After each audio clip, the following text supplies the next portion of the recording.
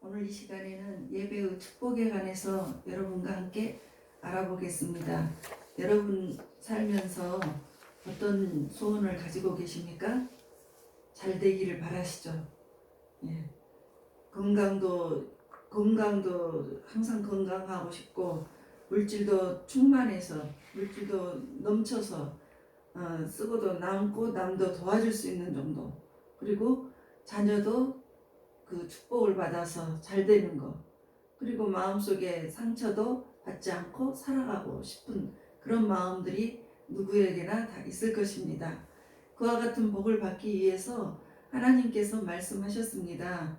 창세기 1장 28절에 보면 하나님이 그들에게 복을 주시며 그들에게 이르시되 이제 생육하고 번성하며 땅에 충만하라, 그리고 땅을 정복하라, 그리고 모든 생물을 다스리라, 이렇게 말씀하셨습니다. 생육이라는 것은 낳고 기르는 거예요. 그 낳고 기르는 것이 건강하게 낳고 우리가 살 때도 건강하게 살기를 바라는 마음일 것입니다. 그래서 몸과 마음이 건강해지기를 바라고, 번성이라는 것은 자손이 그냥 번성하게 되는 거죠. 그리고 여러분들이 하는 일이 번성케 되어서 여러분들이 하는 일들마다 넘치게 되는 거죠. 그리고 충만이라는 것은 이거는 내적인 것을 의미합니다. 마음의 기쁨이 충만하고, 은혜가 충만하고, 사랑이 충만하다, 이렇게 표현을 하지, 물질이 충만하다, 또 다른 거, 환경이 충만하다, 이렇게는 해당이 되지 않지 않습니까? 그러니까 이 충만이라는 것은 내적인 것을 말을 해요. 여러분들 마음에 내적인 충만, 그러니까 감사와 기쁨과 은혜가 충만하기를 원하는 거죠. 그리고 정복하라, 이것은 가난과 질병을 정복하는 것입니다. 우리가 그리고 이제 다스리는 것을 말을 할 때는 돈을 다스리고 사는 것, 이런 다스림의 축복들, 이와 같은 복을 받으면 우리 인간이 받아야 할 온갖 축복이 다 있는 것입니다. 하나님께서는 우리가 그와 같은 복을 받기를 원하셨어요. 그래서 그렇게 하기 위해서는 하나님 앞에 예배를 드릴 때 이와 같은 5가지의 축복이 다 주어지는 것입니다. 구약에서는 제단을 쌓는다고 했고, 신약에 와서는 예배를 드린다고 하는 것입니다. 예배는 하나님께 영광을 돌리는 것이기 때문에 하나님께서 아주 기뻐하십니다. 이 예배로 인해서 죽을 수밖에 없었던 가족들이 살아나게 되는 이야기가 나옵니다. 창세기 35장 1절에서 보면 야곱이 자기의 아들들 또 그 자녀들 때문에 아주 몰살당할 위기에 있었습니다. 일생에 아주 큰 위기를 맞이했는데 사방에서 야곱 가족을 죽이려고 연합을 해서 쳐들어왔습니다. 그럴 때 하나님께서 말씀하셨습니다. 야곱아, 일어나 베델로 올라가서 거기서 하나님께 제단을 쌓으라, 이렇게 말씀하셨어요. 지금 우리를 죽이려고 오는데 어디 가서 예배를 드린다는 것이 우리의 생각으로는 감히 상상을 할 수 없는 일이죠. 그렇지만 하나님께서 말씀하신 대로 순종하고 예배를 드렸더니 베델로 올라가서 예배를 드렸더니 창세기 35장 5절에 보면 하나님이 그 사면 고울들로 크게 두려워하게 하셔서 그 야곱의 아들들을 추격하는 자가 없었습니다. 그래서 이 동서남북을 하나님께서 다 막아주셨어요. 그러니까 여러분들이 이 예배를 잘 드리는 그 철저한 예배자의 모습이 될 때 여러분들이 그 자식들에게 환난이 오는 것을 여러분들의 예배로 막아줄 수가 있는 것입니다. 예. 그래서 이 예배의 축복, 제단을 회복하고 예배를 드리는 축복에는 어떤 축복이 있는지 한번 알아보겠습니다. 먼저 맨 처음에 예수의 피가 있는 곳에 내가 가면 그 피로 요한일서 1장 7절입니다. 예수 그리스도의 피가 우리를 모든 죄에서 깨끗하게 하십니다. 그래서 우리가 제단을 쌓을 때 예배를 드릴 때 예수 그리스도의 피로 예배를 드리게 되는데, 우리가 죽을 수밖에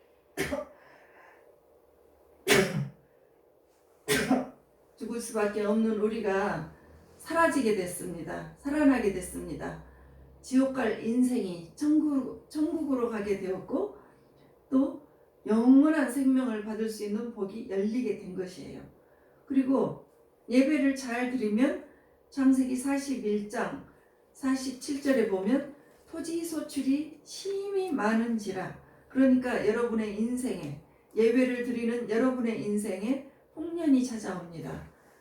그리고 신명기 15장 1절에 면제하라, 면제가 되는 복을 받습니다.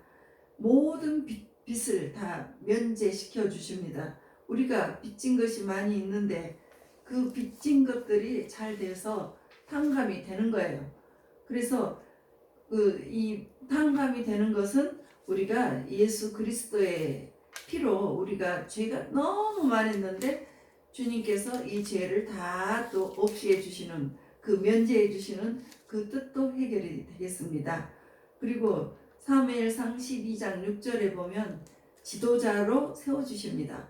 모세와 아론을 세우시며, 그러니까 예배를 잘 드리면 모세와 아론은 형제지간인데, 모세는 이스라엘 민족을 이끌고 나온 애굽을 탈출시킨 그 지도자였고, 아론은 제사장입니다. 인류 최초의 제사장인데, 그 제사장의 직분이 자손 대대로 이어 내려가서 누가복음 1장 5절에 보면 1500년 후에 그 지도자의 자리에 있는 것을 보게 됩니다. 그래서 1장 5절에 보면 엘리사벳이라는 여인과 사가랴라는 그 제사장이 살고 있었어요. 거기에 이제 사도 요한 세례 요한이 엘리사벳에게 잉태가 되게 되었습니다. 그래서 이와 같은 지도자의 자리가 1500년간 지금 이어져 있던 그 말씀이 있습니다. 그러니까 지금껏 계속 이어져 오겠지만, 더 이어져 오겠지만, 이 말씀 안에서 보면 지금 1500년간 흘러왔다는 거예요. 그래서 지도자의 자리가 그와 같이 예배를 잘 드리는 그 가족들, 부모 선대의 예배를 잘 드리게 되면 그의 자손들은 태어나서 무조건 지도자가 되는 거예요. 예, 무조건 지도자가 돼요. 그 사람의 능력과 상관없이 이어지는 거예요. 그래서 여러분들이 예배를 잘 드릴 때 지금 이와 같은 복들을 지금 쭉 보게 됐는데, 또 5번째로 보면 시편 9편 4절에 보면 주께서 변호를 해주십니다. 우리가 변호라는 것은 우리가 어려움이 있을 때 변호사가 우리를 대신해서 그 일을 봐주는 거잖아요. 그래서 그 변호라는 것은 아주 힘이 있는 사람이 해주는 거예요. 근데 주님께서 우리를 변호해 주실 때 우리를 덮어주고 우리를 감싸 주시는 거예요. 그래서 주님께서 우리를 변호하실 때 어떤 어려움에서도 많이 덮어지게 되는 거죠. 그리고 시편 103편 10절에 보면 우리 죄를 따라 우리를 처벌하지 아니에요. 우리가 죄가 너무나 많은데 그 죄값을 다 받게 하지 않습니다. 어쩔 때 예배를 잘 드리는 사람, 그 자리에 나왔을 때. 왜냐하면 로마서 8장 1절에 보면 예수 그리스도 안에 있는 사람에게는 정죄함이 없으리로다 그랬습니다. 그러니까 예수님 안에 있으면 우리는 죄가 있다고 하지 않아요. 왜냐하면 영접하는 자, 곧 그 이름을 믿는 자들에게는 하나님의 아들이 되는 권세가 주어졌기 때문이에요. 그래서 이 하나님의 자녀에게 정죄함을 주지 않고 그 죄가 많더라도 그 죄에 따라서 우리를 처벌하지 않아요. 예. 많이. 그리고 이제 7번째 보면 전도서 11장 5절에 보겠습니다. 만사를 성취하시는 하나님입니다. 우리의 만사가 여러분들 꿈을 가지고 계시잖아요. 희망이 있으시죠? 무엇을 성취하고 싶으시죠? 그럴 때 우리가 노력으로 하지만 우리의 노력의 한계를 뛰어넘을 때, 그럴 때 주님께서 우리를 위해서 도와주시는 것입니다. 한계를, 하나님께서는 우리의 한계를 뛰어넘게 하십니다. 왜냐하면 믿는 자들에게는 능치 못할 일이 없으리로다, 이렇게 말씀하셨기 때문입니다. 그래서 하나님께서 우리가 노력하고 예배를 잘 드리고 나갈 때 만사를 성취하게 해 주십니다. 제단에 설 때 내가 부족하더라도 예배를 잘 드리는 그 자리에 나갈 때 나의 능력이 미치지 못하더라도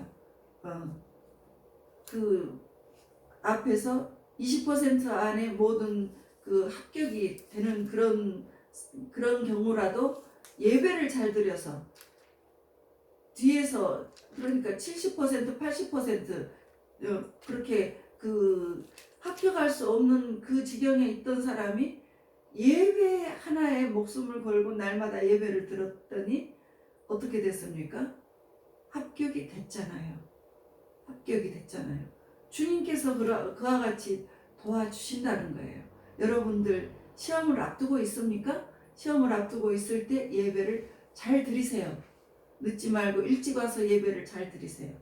그래서 여러분 마음을 주님께 잘 드리면 여러분들의 실력, 그 실력도, 노력 실력도 중요하지만 주님께서 도와주시면은 합격의 자리로 가는 것을 보았기 때문에 여러분들 정말 노력을 하면서 하나님을 더 붙들고 예배를 드리시기를 축원드리겠습니다. 그리고 8번째 이사야 27장 5절에 보면 내 힘을 의지하고 나와 합친할 것이니라.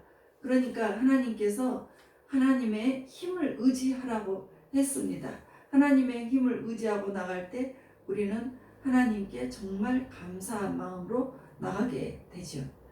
이와 같은 축복을 많이 받게 되는데, 예배를 무시했던 사람이 있었습니다. 그 사람은 예배를 무시했다가 왕의 자리에서 쫓겨나서 다른 빼앗기게 되는 그런 경우가 있었습니다.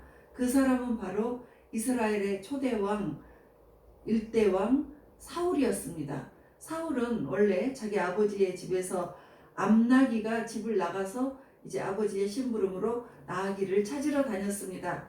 그래서 나아기를 찾으러 다니다 하나님께서 지명을 하셔서 기름 부음을 받아서 왕이 되게 되었습니다. 그래서 일대 이스라엘의 초대 왕이 되었는데, 그래 너무너무 큰 축복을 받게 되었어요. 그럴 때 교만해져 버렸습니다. 여러분들이 잘 되었을 때 여러분들이 참으로 조심해야 할 것이 있습니다. 그럴 때 교만해지고 예배를 무시하게 되는 거예요. 그럴 때 조심하지 않으면 자기의 모든 왕이 이런 모든 자리를 뺏기게 되는 경우가 된다는 것이죠. 그래서 사울왕을 하나님께서 지켜보셨는데 왕이 된 후에 10년 만에 처음으로 제단을 쌓았습니다. 사무엘상 14장 35절에 보면 여호와를 위하여 처음 쌓은 제단이라고 했습니다. 그때 BC 1030년경인데 사울왕은 그 이전에 10년 전에 왕이 된 거예요. 그런데 10년 만에 처음 예배를 드리게 되었다는 것이죠. 하나님께서는 이 사울왕을 10년 동안 지켜보시다가 사울이 정말 긴급한 상황이 될 때, 블레셋 사람들과 전쟁이 터졌을 때, 그때 이제 예배를 제단을 쌓았어요.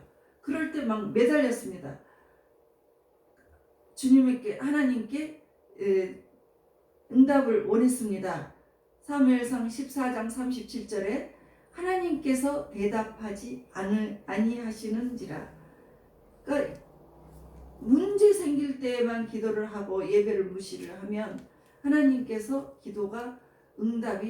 하나님의 기도가 응답을 주지 않습니다. 예. 그래서 사무엘상 15장 11절에 보면 하나님께서 사울을 왕으로 삼으신 것을 참으로 후회하셨습니다.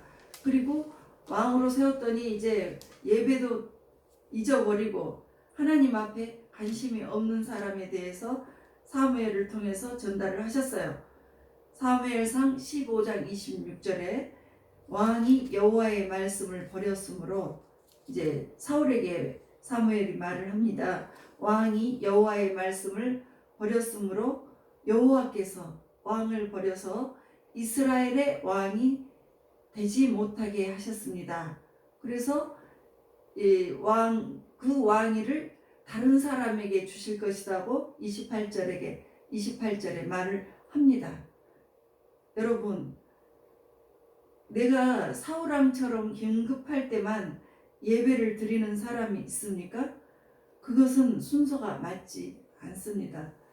여러분들에게 주시는 그 모든 축복들, 가정의 축복, 개인의 축복, 또 그 사업의 축복들이 다 있는데, 그 축복을 급할 때에만, 내 유익을 위해서 급할 때 주님께 달려서 막 달라고 해결해 달라고 이렇게 할 때 주님께서는 그것을 응답하지 않으신다는 거예요. 그러니까 무엇을 먼저 해야 되는 거예요? 예배를 먼저 주님께 회복을 해야 되는 것입니다. 그래서 내 마음과 뜻을 다해서 주 너의 하나님을 경외하고 잘 섬기십시오. 그렇게 될 때 하나님께서 여러분들에게 이와 같은 8가지의 축복 주시고 5가지의 모든 복을 주시는 거예요. 그런데 내가 섬기지 않고 있다가 갑자기 급한 일이 생길 때 주님, 이 문제 해결해 주세요. 이렇게 나오면 주님께서 외면하신다는 거예요. 예. 그래서 다른 사람에게 줘버리는데, 사울왕 옆에 그 다윗이 있었습니다. 그 다윗에게 그 왕권을 줘버렸습니다. 여러분들이 정말 이제는 다 살게 되었구나, 내가 이 정도 되면 이제 부족할 게 없어, 이럴 때 정말 조심해야 돼요. 그럴 때 여러분들 이 모든 축복이 넘어갈 수가 있어요. 그래서 우리도 하나님께서 주신 것을, 그 영광을 하나님께 예배를 드리면서 영광을 돌려드리고 영광을 드려 올려야 하는데, 그렇게 하지 않을 때 여러분들의 축복, 가정의 축복, 개인의 축복, 또 사업의 축복, 또 권위의 축복, 이런 것들이 다른 사람에게 옮겨질 수가 있는 거예요.